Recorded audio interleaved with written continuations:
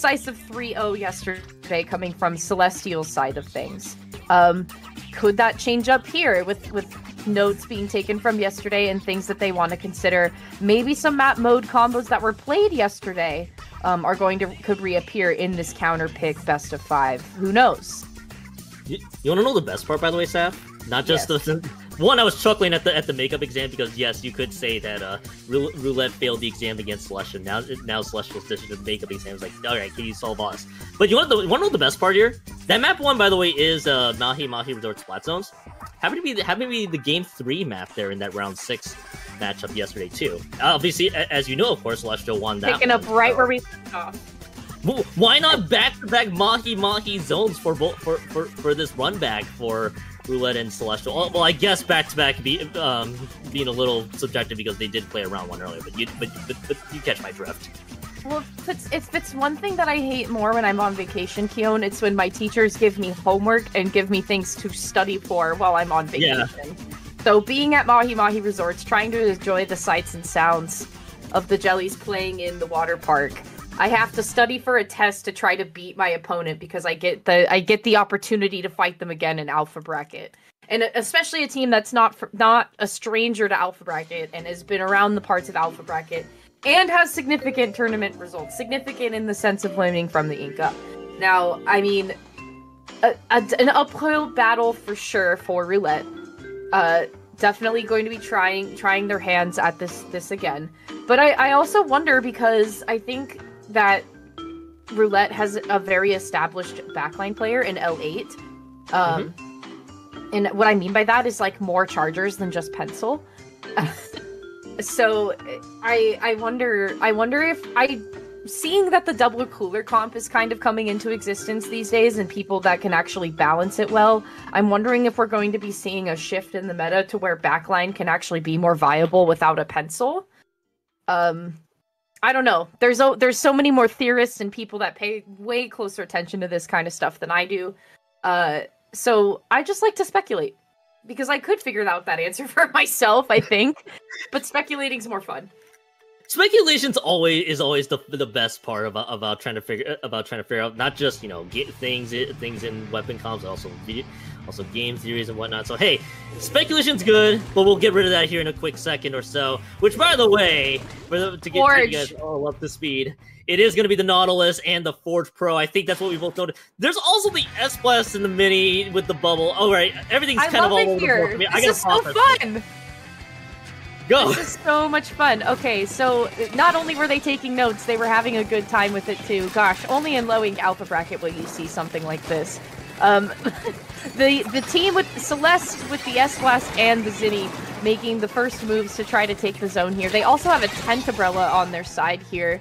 And I believe that's Ace on the Brella. Yeah, Ace I believe is a Brella one-trick, mastering in all shapes and sizes of Brella. And for this one, they're choosing to use the Tent Umbrella. Which is no surprise there. It's the Tent Umbrella with the Zuka as well, which of course can't necessarily go wrong with Zuka unless you miss the few of your shots.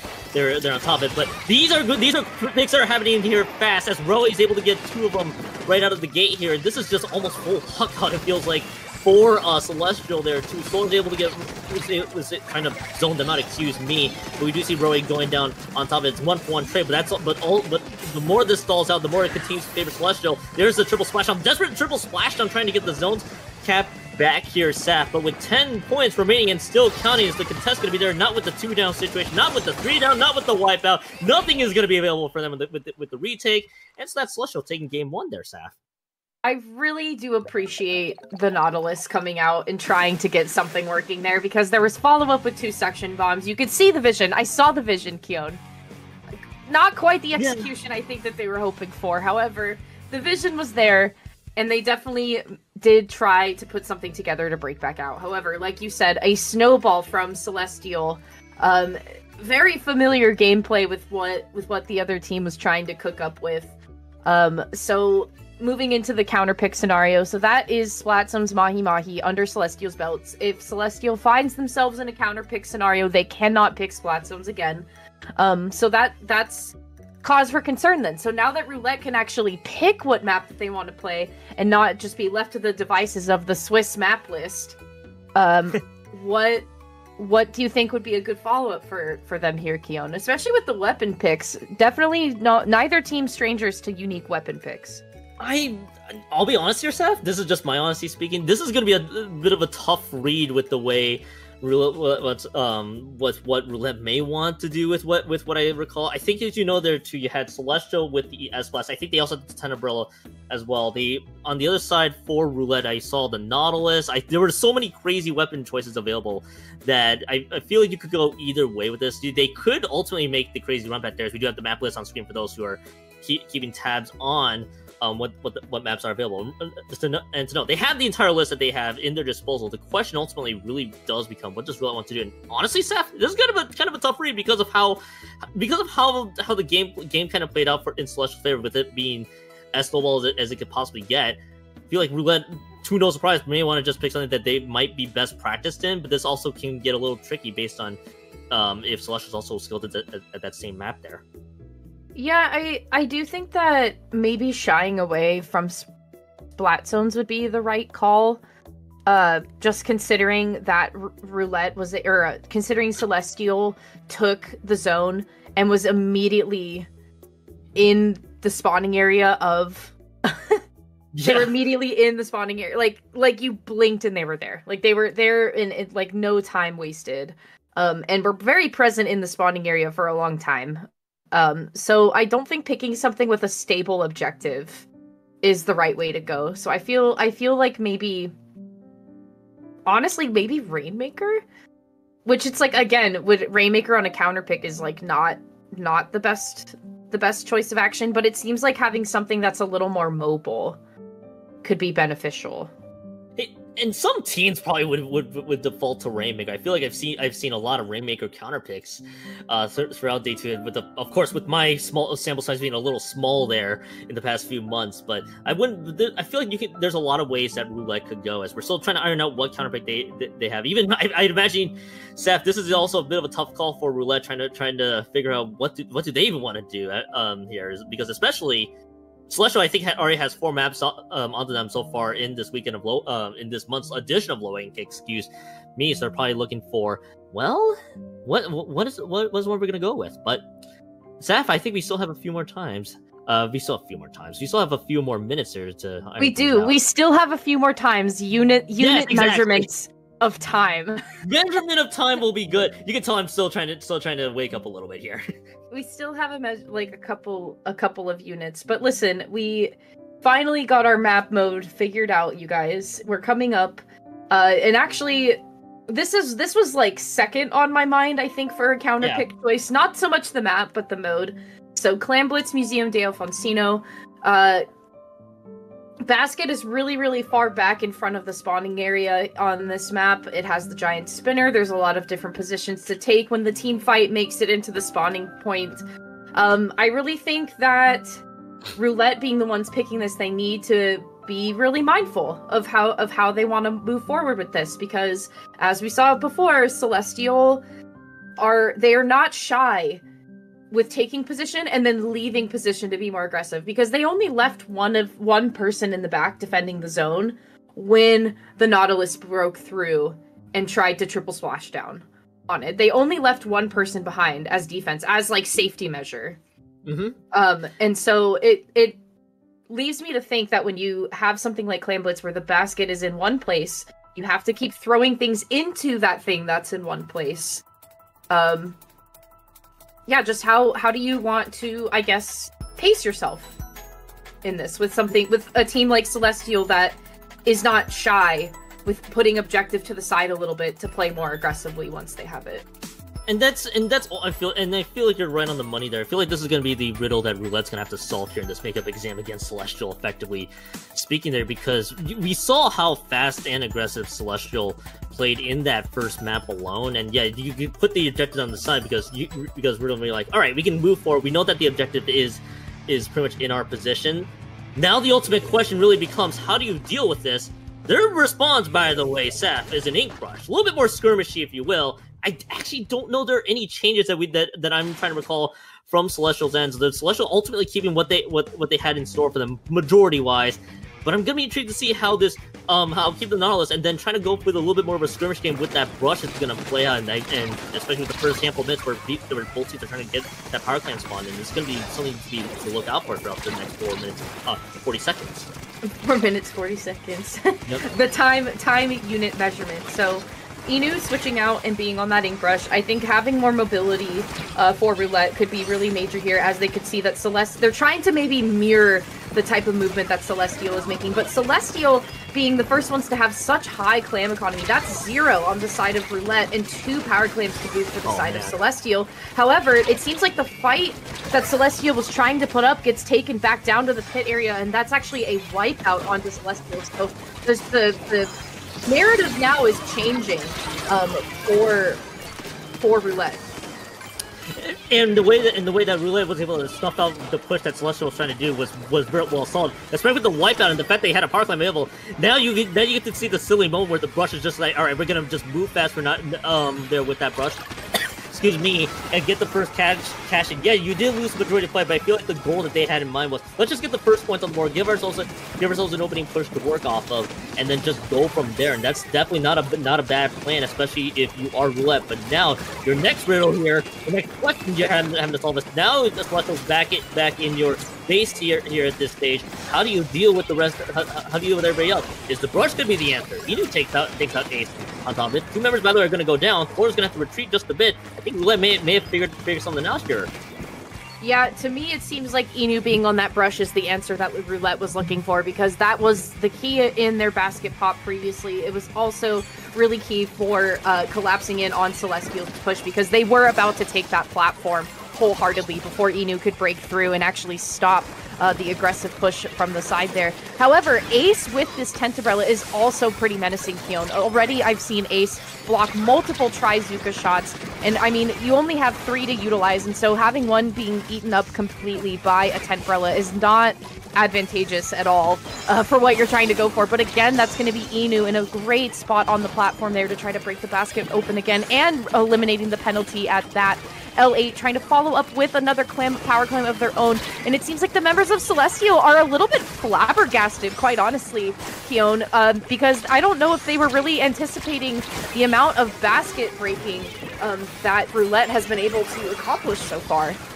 I feel, and most of it really just boils down to it. I know we put a lot of highlights on that ink brush, but it feels like it changed the entire dynamic of how this team plays. That's a very silly Zuka miss there. I'm not sure how that missed, but yeah, 2 members going down for Roulette. But Roulette's game feels like it's predated on how Inu wants to push the pace with that brush. They're able to win out a few skirmishes there, a few fights of their own, and Celestial's like, all right, now Inu's just giving us a little bit of problems there. Now we have to figure out how to adjust. But by the time they're still trying to figure things out, Roulette's is just taking all that they can. They've already stopped a few Celestial pushes that could have easily developed, and on top of it too, we see that Inu's also trying to push that pace. We saw just that one and done push. Yes, you only break through just 4 extra points. It may not seem a whole lot in the long run, but it's causing Celestial probably having to think twice a bit here, Saf.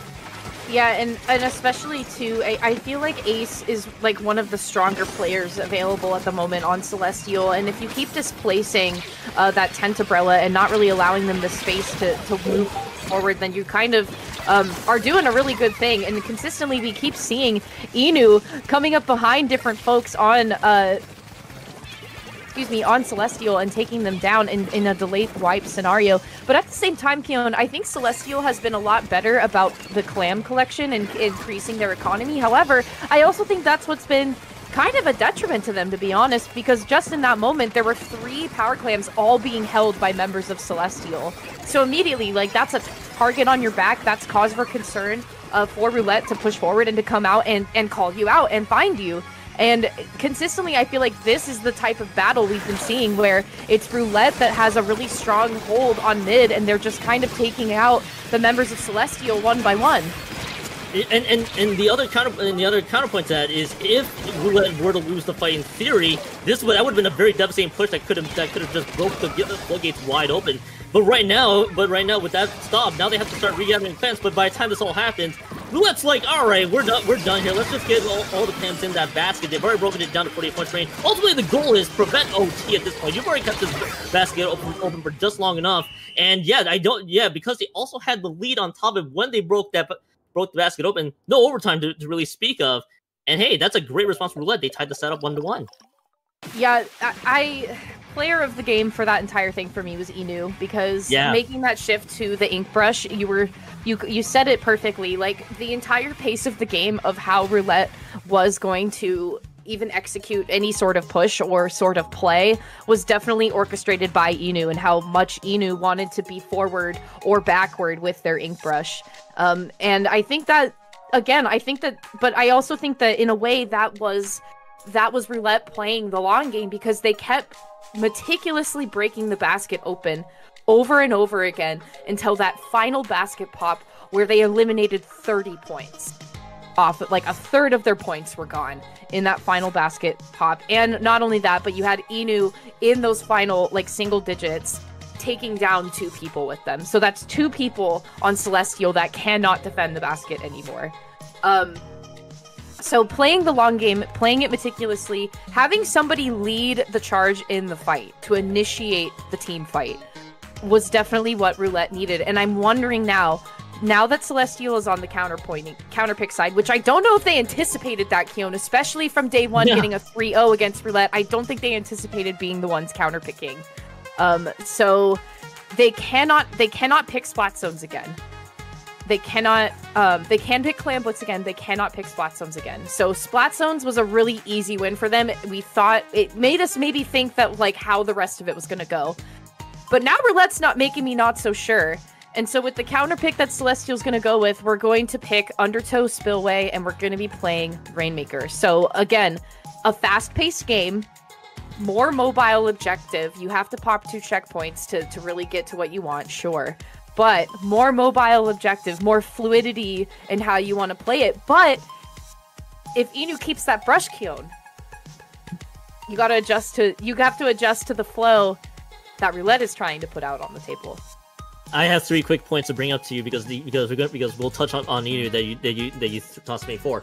This is also, as you know, their first map win for Roulette against Celestial in basically the 5 map attempts there too. So they found something. The other problem that we saw on the previous map is the initiator, I feel like, was going to be Roy there on that S-Blast, but Roy couldn't get anything going from what it felt like. It was all just trying to play catch up from minute 1, and Inu kind of just played them like a fiddle. And the third part is, if Inu wants to return back with that brush, is all right.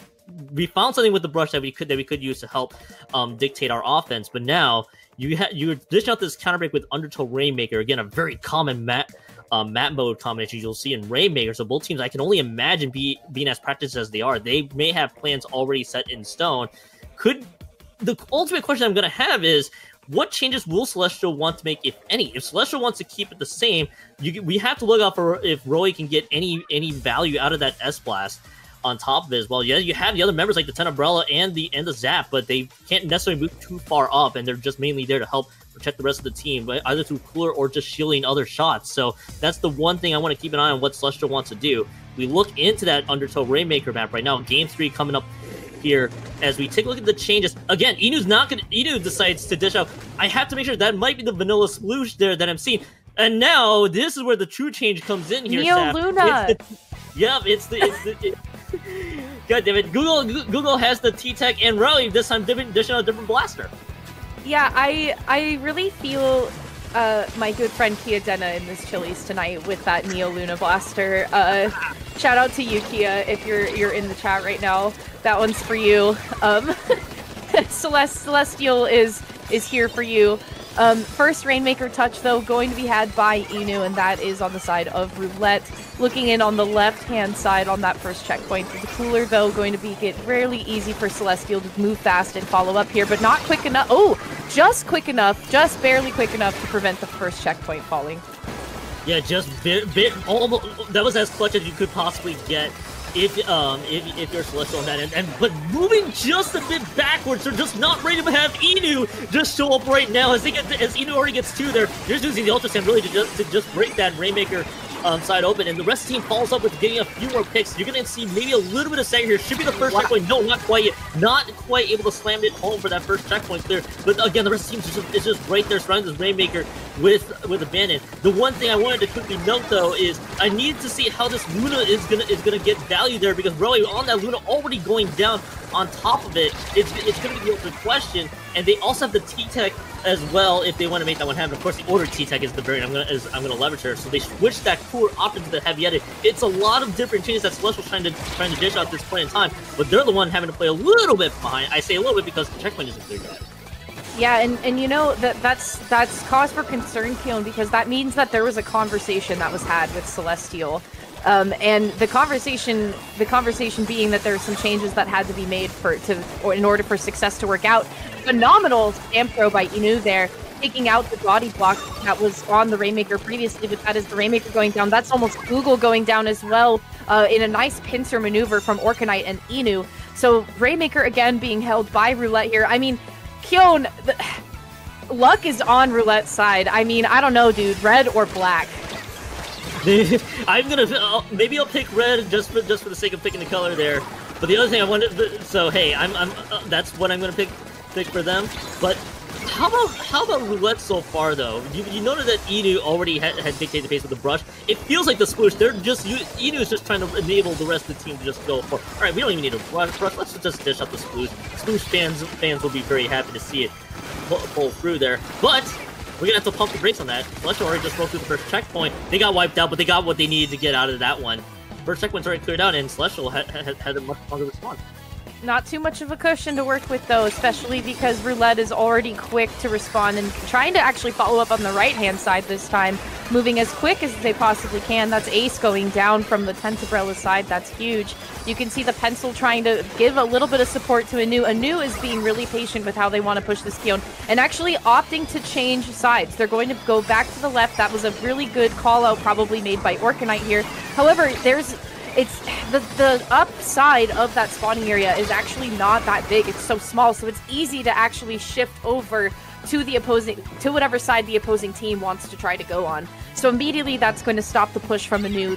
Still not getting the checkpoint for Roulette here. First checkpoint having fallen for Celeste. However, that's going to be a wipeout on Celeste. Keon, I didn't even see what happened there. I saw two people go down, and then suddenly the word wipeout comes across my screen. Finally, that's Roulette breaking the checkpoint. Only 1 point between them and the lead. Yeah, and that's one of those quick cases there. I think it was almost a blink and you missed it, because I also missed some of it too. I'm sure we might get a replay of it later there. But that also quickly flipped lead the other direction. I did see Inu at least get the support on that third splat, but because they lost two right out of the game, and then of course the wipeout appeared on screen so quickly, it's gonna be one of those intriguing things here for Roulette, trying to see if they can keep this momentum up ahead. Excuse me, but Solar and the rest of the Celestial crew is able to get a few out of there, and this is gonna be this ultra stamp battle there. Already collapsed onto Inu. Inu was completely sandwiched, surrounded by 3 members. This Zuka pick is incredibly clutch. It's two down on both sides. The rest of Celestial surrounded Rainmaker. Sap, this could be a picture-perfect finish coming up. Yeah, that was a really, really gutsy move by Inu to hope that Orkanite would be there to follow up with the Trizuka. However, not enough defensive pressure as Celeste now flipping the script and taking the lead once again. 5 points on the lead. That's Orkanite picking up the Rainmaker to try to maybe delay the members of Celeste from causing any more damage. Unfortunately going down and delayed in the wipe. That is Celeste following up and taking game 3. I mean, it's a trade for trade situation, Keon. Either way, we're going to game 4. Does it kind of remind you of the previous round we just did, that best of 3, where you kind of get to see the back and forth, of course, ignoring the fact that game 1 was a full wipeout? Now we're kind of seeing that for just this map in the previous now we're just seeing it more in this map. Last 2 maps were basically almost as one-sided as you could possibly get, and now we got to see this whole back and forth chain happen as well. I know we put a lot of focus on Inu and Roulette, but Celestial's like, all right, we've had enough of you trying to gas up Inu. Now it's time for our show to start. And they really couldn't have cut that anywhere close at the very end too, with about less than 30 seconds, which also meant if you got the lead, makes it much more tougher for the defending team to get back, because now they got to race that Rainmaker to the other direction and play that one perfectly. Celestial ultimately played their cards right, and I feel like it was almost a team effort as much as the other for Celestial to win that one. Yeah, I agree with you there. I mean, I think the fact that that Anu had such unique weapon picks, because once again I feel that for Roulette it was Anu leading that charge and just trying to be the first one to break in and throw the first punch for the members of Roulette. And here on the replay, so it was Roulette all the way down. We had it down to the 62. It was kind of a back and forth, and every time the team fight would fall apart would be in this corner for both sides. So whether it was Anu with their very engaging stamp gameplay, engaging in the fact that they would consistently find picks with their stamp, or it was in the sense of like the folks of Celestial in this corner right here. This is, I believe, where it all kind of came to a head.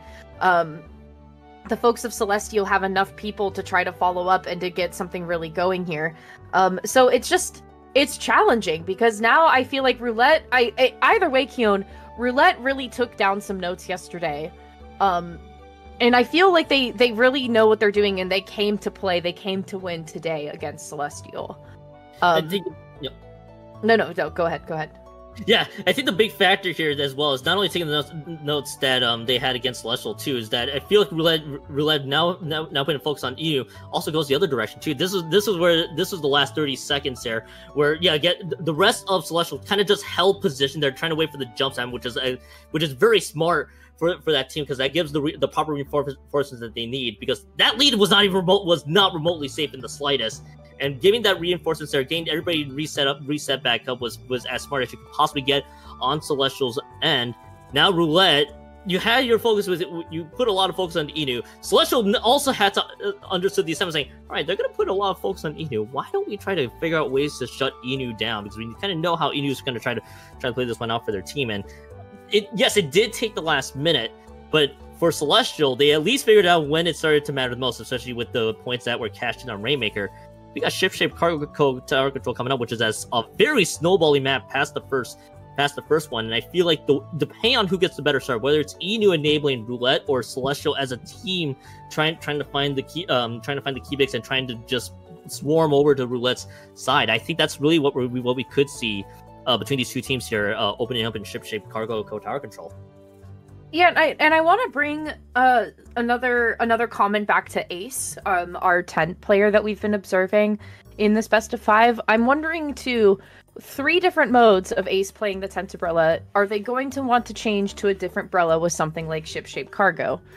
Not to say that 10 isn't useful here, but I'm wondering if maybe a different umbrella for the final game mode of the 4, because now we are seeing the 4th of the 4 game modes on this best of 5, which is kind of fun and honestly a little peculiar. I'm just so used to seeing so much splat zones and then the occasional clam blitz thrown in there. But getting to see one of each is a pretty refreshing on the comm desk side of things. But anyways, I'm wondering if maybe the tent is going to be a different pick this time coming out from Ace. I'm also wondering, I feel like Anu kind of just keeps us guessing. We did see the brush on Clam Blitz. We saw the splash on Rainmaker. Are they going to keep it close range on tower control as well? Especially because they are someone that likes to instigate fights, but they're also somebody that likes to shut down the push when applicable. So they want to have something that can hit hard and hit fast, but they also like to get really close and personal. So how you want to do that with tower control, I'm not really sure. But when you also have somebody like Orcanite that can follow you up with it. Look at this. You see what I'm saying? To keep us guessing. They're now playing the heavy Splatling Deco with the Kraken. And actually the Forge is making its way back from Orcanite. So we're taking out the Trizuka completely. Not sure how that's going to pan out, especially because Ace is still holding onto the Tentrella with their own Trizuka.